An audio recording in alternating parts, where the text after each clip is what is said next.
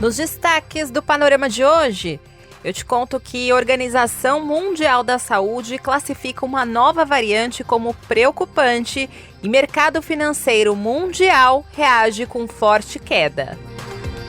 Procurador-Geral da República encaminha ao STF 10 pedidos de providência sobre o relatório da CPI da Covid.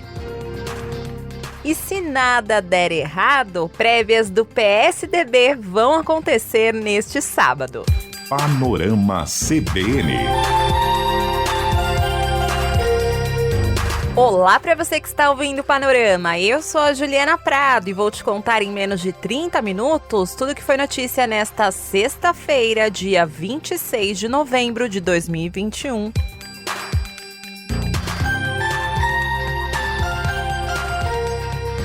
E aí, como é que foi a sua sexta-feira? Você fez muitas comprinhas na Black Friday? Eu espero que você tenha aproveitado, porque eu não consegui comprar nada, porque eu fiquei de olho mesmo, foi no noticiário para fazer um resumão aqui para você. E o assunto que mais bombou hoje, mundialmente, e acabou até abalando as estruturas do mercado financeiro, foi o anúncio da Organização Mundial da Saúde que classificou uma nova variante do coronavírus como preocupante. E ela foi batizada com o nome de Ômicron. E essa nova cepa foi inicialmente descoberta na África do Sul. E ela já foi detectada em outros países, como Bélgica e Israel. E já tem 100 casos confirmados por essa cepa na África do Sul. E segundo a OMS, a variante preocupa porque tem 50 mutações, algo que nunca foi visto antes. E a Organização Mundial da Saúde considerava que existissem apenas 4 mutações de preocupação: a alfa, a beta, a gama e a delta. Só que ainda não se sabe se a Ômicron é mais transmissível ou mais letal. E nas próximas semanas a gente vai saber mais detalhes sobre isso. Mas como precaução, até o momento, pelo menos 10 países já anunciaram restrições em voos de nações africanas para evitar a entrada do vírus, como os Estados Unidos. Aqui no Brasil, a Anvisa recomendou que o governo brasileiro adote medidas de restrições para voos e viajantes vindos de parte da África. A agência sugere que o país suspenda imediatamente os voos vindos de 6 países, como África do Sul, Botsuana, Eswatini, Lesoto, Namíbia e Zimbábue. E a nota técnica orienta ainda a suspensão da entrada de viajantes que estiverem em um desses países nos últimos 14 dias. Sobre esse assunto, a nossa reportagem ouviu o epidemiologista André Ribas Freitas. E ele disse que a principal estratégia agora é ganhar tempo, como sugere a própria Anvisa. Segundo ele, ainda é possível conter a transmissão no Brasil e em outros países até que os cientistas consigam entender melhor essa nova cepa e o desempenho das vacinas que estão sendo usadas. E ele explicou que a variante tem 30 mutações na chamada proteína spike, que liga o vírus à célula hospedeira e é mais transmissível que a variante Delta. O fato é que, rapidamente, essa linhagem conseguiu substituir a linhagem Delta que ocorria na localidade da África do Sul que está sendo analisada. Então, sempre que a gente consegue uma nova linhagem substitui a anterior, isso demonstra que ela tem alguma vantagem competitiva em relação ao anterior. Provavelmente, ela vai conseguir se espalhar também em outras localidades. Então, essa é a grande preocupação. Essa recomendação da Anvisa acontece em um momento em que países da Europa apertam as restrições. E apesar disso, no Brasil, Jair Bolsonaro disse hoje que a gente tem que aprender a conviver com o vírus e descartou o fechamento de aeroportos.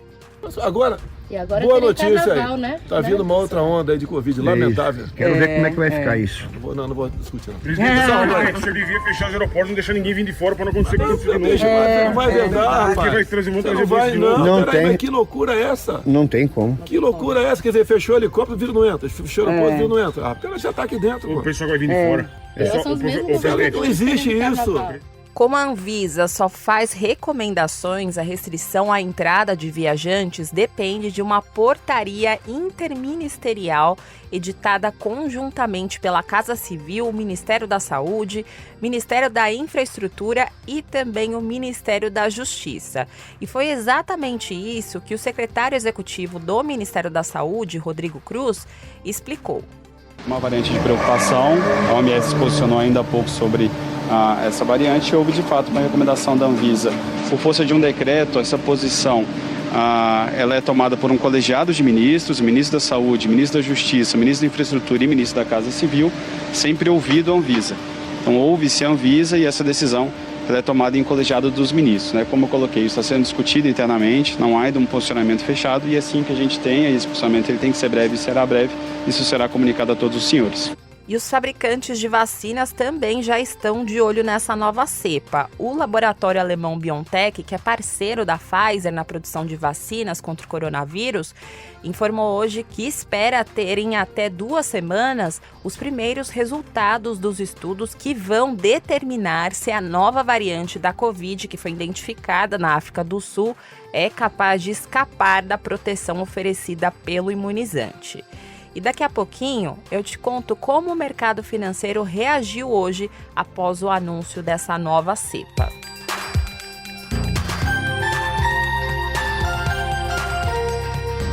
Agora vamos para a política, porque parece que temos um milagre, mas eu não vou cantar vantagem antes do tempo para não dar errado.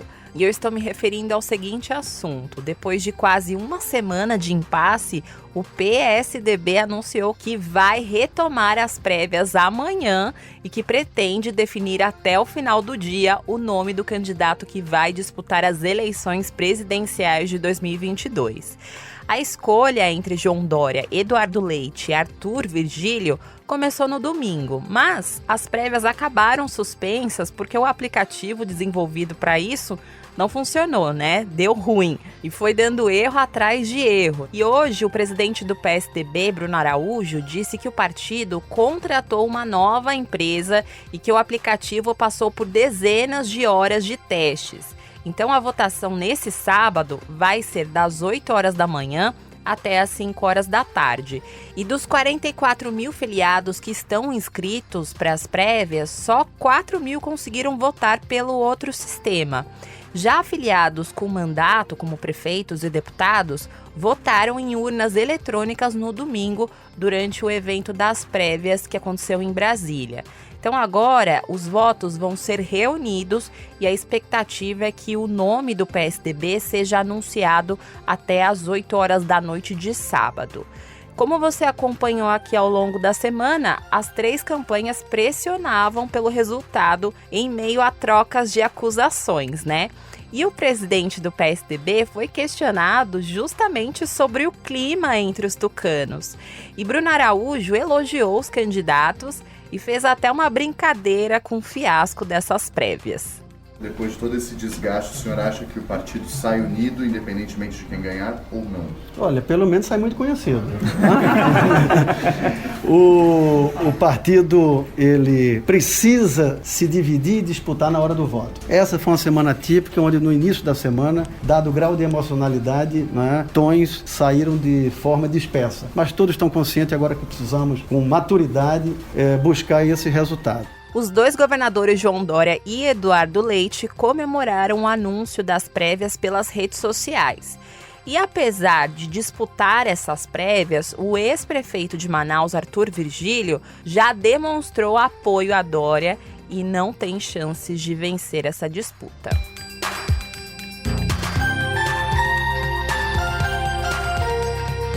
No Judiciário, o Procurador-Geral da República, Augusto Aras, encaminhou ao Supremo Tribunal Federal 10 pedidos de providência sobre o relatório da CPI da Covid. A nossa repórter em Brasília, Isa Staciarini, confirmou que Aras enviou esses documentos ao STF na quinta-feira. E o prazo para que Aras se manifestasse terminava neste sábado, 1 mês depois que ele recebeu o relatório da CPI da Covid. Mas esses documentos estão em sigilo e foram distribuídos para as ministras Carmen Lúcia e Rosa Weber e para os ministros Dias Toffoli, Ricardo Lewandowski, Nunes Marques e Luiz Roberto Barroso. Eles vão ser os relatores desses casos. E a Isa Staciarini conversou com 5 subprocuradores que apostam que essa atuação de Aras foi algo protocolar, porque na opinião deles, o PGR quer tirar a pressão de cima dele e mostrar que não está inerte e nem omisso, mas que também não vai tomar medidas drásticas que possam causar um impacto ao governo.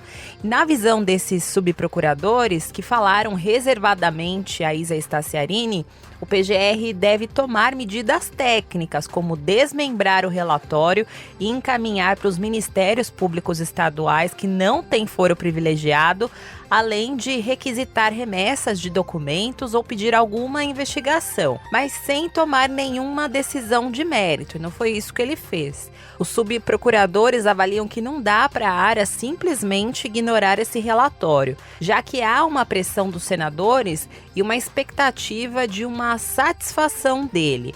Mas por causa de uma intenção de Aras em tentar ainda uma vaga no STF, ele não adotou nenhuma postura que pudesse desagradar o presidente Jair Bolsonaro. E sobre o desdobramento desse caso, o vice-presidente da CPI da Covid, Randolph Rodrigues, disse ao longo da programação que a postura de Aras não foi a ideal, mas ele considera que é um primeiro passo.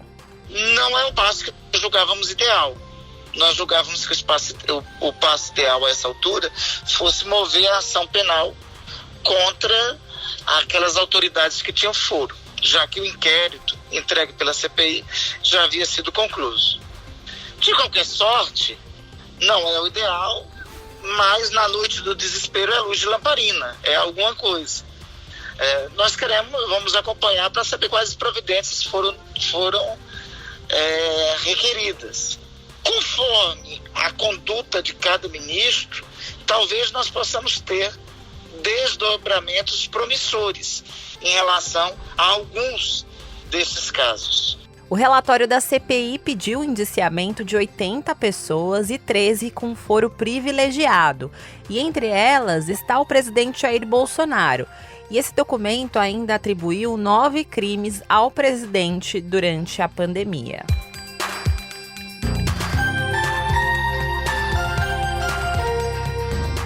Na saúde, a farmacêutica MSD pediu hoje à Anvisa a autorização de uso emergencial do comprimido contra a Covid chamado de Molnupiravir. Esse antiviral, que é produzido pela empresa, atua prevenindo a replicação do coronavírus no corpo. E a agência confirmou que recebeu esse pedido e informou que o prazo de análise é de até 30 dias. No início do mês, o uso desse remédio foi aprovado no Reino Unido, nos Estados Unidos e também no Canadá. E os resultados preliminares de testes divulgados no início de outubro apontaram que os pacientes que receberam esse medicamento até 5 dias após o início dos sintomas da Covid tiveram cerca de metade da taxa de hospitalização e morte em relação aos pacientes que receberam um comprimido inativo. Mas o medicamento ele não funciona em pacientes graves e também não substitui as vacinas contra a doença.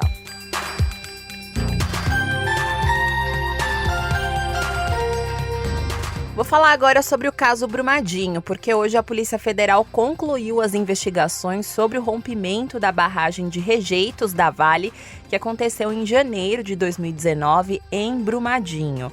A Polícia Federal indiciou a Vale, a empresa de consultoria Tufsud e 19 pessoas pelo rompimento dessa barragem. Lembro para você que essa tragédia deixou 270 mortos. Os agentes da PF apuraram suspeitas de homicídio e crimes ambientais. E as 19 pessoas que foram indiciadas são gerentes, diretores e consultores das duas empresas. Elas foram indiciadas por homicídio com dolo eventual duplamente qualificado, quando não há intenção de matar, mas a conduta é mantida apesar de todos os riscos. E segundo as investigações, as empresas Vale e Tufsud e os 19 funcionários dessas empresas sabiam de todos os riscos e optaram por continuar com as operações na barragem. Agora esse relatório foi encaminhado para o Ministério Público Federal, que faz a denúncia para a Justiça. O delegado Cristiano Capidelli, que é responsável pelo caso, falou que desde 2015 a Vale sabia que mais de 200 pessoas poderiam morrer no eventual rompimento da barragem. E desde 2017, empresas que foram contratadas pela Vale já tinham estudos que mostravam que o índice de segurança da barragem era insuficiente, era 1,09, quando o mínimo seria 1,3.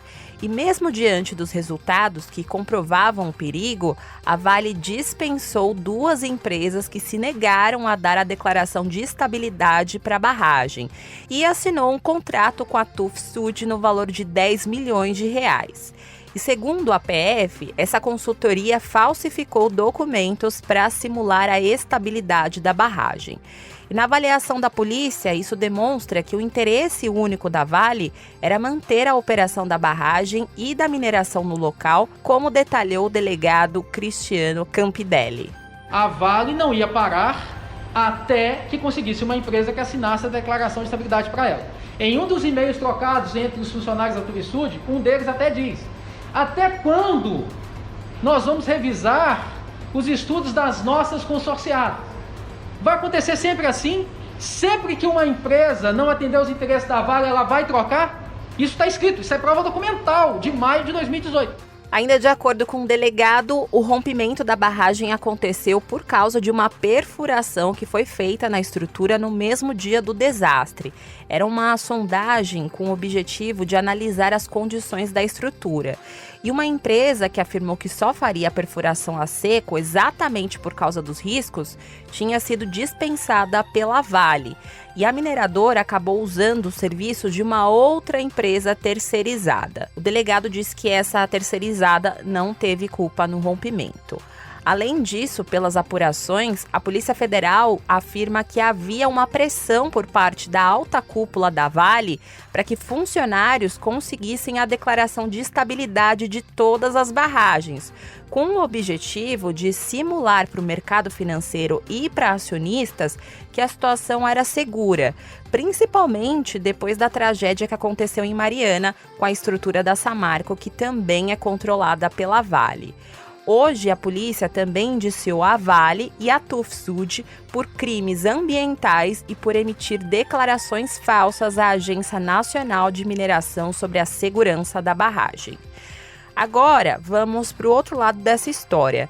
Em nota, a Vale afirmou que colaborou continuamente com as investigações da Polícia Federal e que aguarda ser formalmente cientificada da conclusão do inquérito para devida manifestação por intermédio de seu advogado, mas reafirma que sempre norteou suas atividades por premissas de segurança e que nunca se evidenciou nenhum cenário que indicasse risco iminente de ruptura da estrutura B1. Já a Tufsud falou que não pode comentar porque ainda não teve a oportunidade de avaliar esse relatório.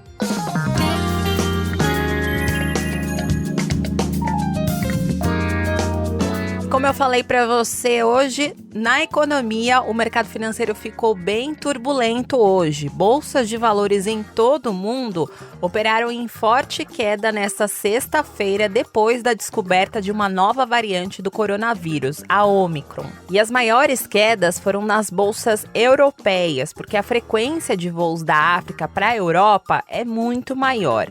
Em Frankfurt, o dia fechou em queda de 4,15% e Londres fechou em 3,64%. Já em Tóquio, o índice Nikkei fechou em baixa de 2,53% e a bolsa de Hong Kong também fechou em baixa de 2,67%. A nossa reportagem ouviu a economista do INSPER, Juliana Inhans, que explicou que o mercado está reagindo à possibilidade de novos lockdowns com fechamento de comércio, serviços e também, consequentemente, o recuo do mercado. A descoberta da nova cepa da Covid está fazendo com que o mercado comece a colocar na conta para 2022 um elemento que antes estava muito pouco provável e muito fraco, que era a existência de uma quarta onda forte que tivesse uma abrangência global e que provocasse de novo um episódio muito parecido com o que aconteceu ali em 2020 e 2021, né? Isso gera uma queda no preço das ações, porque muitas empresas, elas apostam na retomada da economia para conseguirem voltar a ter o ganho que tinham, voltar meio que a ser o que era. Então, nessas condições, investidores evitam ativos mais arriscados, como as ações, e priorizam outros mais conservadores, como os títulos da dívida. E é claro que toda essa situação também refletiu aqui no Brasil. A Bolsa de Valores de São Paulo fechou o dia de hoje em baixa de 3,35% aos 102.267 pontos. No mercado de câmbio, o dólar comercial fechou o dia em alta de 0,54%, cotado a R$ 5,594. Já o euro terminou negociado a R$ 6,329, com uma valorização de 1,49%.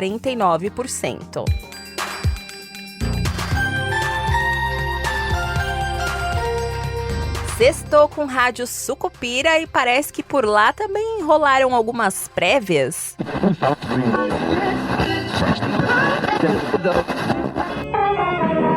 E a radiodifusora de Sucupira, aqui no Erra na Mira, transmitindo diretamente do posto eleitoral. Milhares de pessoas compareceram para votar em massa, senhores ouvintes. Nós estamos convictos de que nós venceríamos essas prévias com elas realizadas neste domingo. E atenção, senhores ouvintes, momento de grande emoção. O meritíssimo juiz, presidente da primeira junta eleitoral, vai ler o primeiro voto. Para prefeito, Zeca Diabo. Zeca Diabo? Voto nulo. Para surpresa geral, senhores ouvintes, o primeiro voto foi para Zeca Diabo, que não é candidato. Portanto, voto que será anulado. Temos absoluta confiança de que estaríamos aqui celebrando uma vitória. E, infelizmente, o que a gente vê é o aplicativo não ter suportado. É o que se diz por aí, não é? Esse computador não é digno da menor confiança. Inclusive, entendemos que merece uma investigação profunda sobre eventuais ataques de hackeamento desse aplicativo. E o computador não falha, normalmente feito o nosso, que é o Rui Barbosa dos computadores. Pra frente, Sucupira! E botamos Sucupira na era da informática, junto com os centros mais avançados do mundo, pau a pau!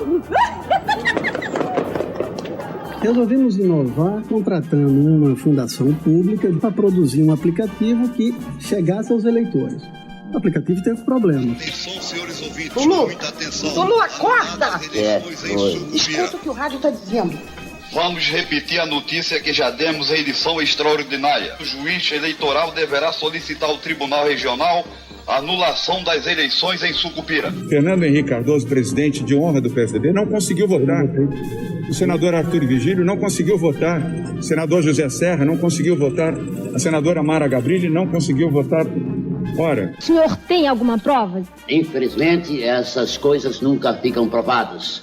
Mas eu estou convencido de que tudo foi ardilosamente arquitetado para impedir a vitória da oposição. Nós sempre quisemos essas prévias porque nós não podemos entregar o PSDB a quem não é PSDB. Porque agora é a hora de mostrar de quem é o PSDB, sem donos e sem perseguições. Teremos novas eleições e desta nenhuma artimanha será capaz de impedir a nossa vitória. Então nós teremos uma perícia, e essa perícia é que vai apontar a tipificação. Foi um crime de dano? Foi um crime cibernético que impediu a divulgação de um resultado? Será que teremos mesmo novas eleições? Não está descartado porque eu não tenho evidência dizendo que sim, nem eu tenho evidência dizendo que não. A eleição tem que ser anulada. O Meretriz tem que anular a eleição, é a lei.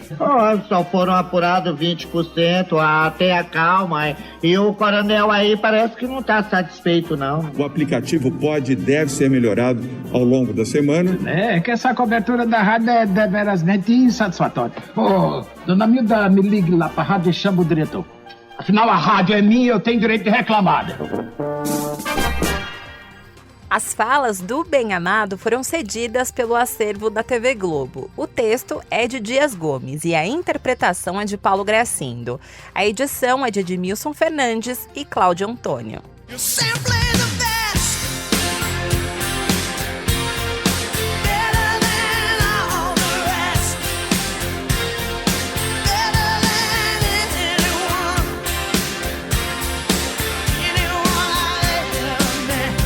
Vamos testar hoje com a aniversariante do dia, a rainha Tina Turner, que completa 82 anos. E é com The Best que eu vou ficando por aqui em mais uma edição do Panorama CBN. Mas segunda-feira eu tô de volta, viu?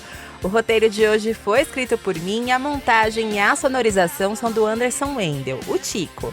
E você pode me encontrar lá nas redes sociais, no @Juliana_Deprado no Twitter e no Insta é só procurar por @JulianaDeprado. E também tem o e-mail juliana.prado@cbn.com.br. E quem me escreveu foi o ouvinte José Ismael Ghiselini, de Apucarana, no Paraná. Ele diz que acompanha todos os dias as 2 edições do Panorama e é super fã.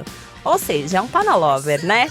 José Ismael, muito obrigada pela companhia diária, viu? Um grande abraço para você. E não se esqueça que segunda-feira tem a primeira edição do Panorama CBN com a Bianca Santos. Beijos para você, bom final de semana, bom descanso e até segunda!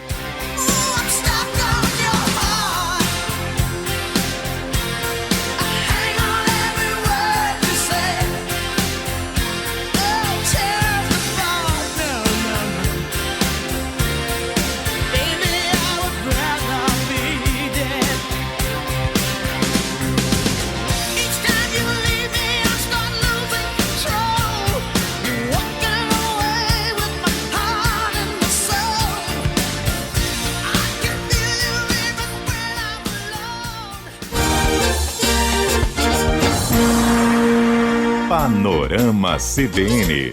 As principais notícias do dia em menos de meia hora.